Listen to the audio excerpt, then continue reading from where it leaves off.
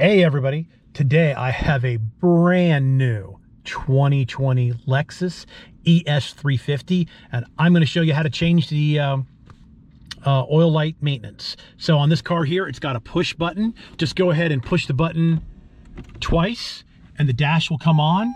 And of course it will come up because I did not start the car. It says not ready to drive. Go ahead, and we're going to use these buttons here on the steering wheel. Go ahead and press that enter button.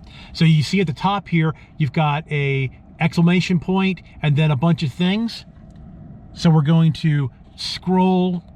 We are going to scroll over onto the gear.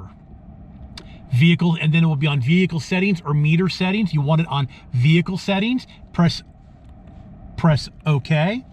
Then you can scroll down to scheduled maintenance. Press OK. Do you want to reset the data? Of course we do. You go up one and hit OK. Data has been reset. That is how you reset the scheduled maintenance light on a 2020 ES350. And you can, I do believe you can do this with it running also, but I just did it with the car off, but you can also do it with the car running. All right, everybody, thanks a lot for watching. Please subscribe.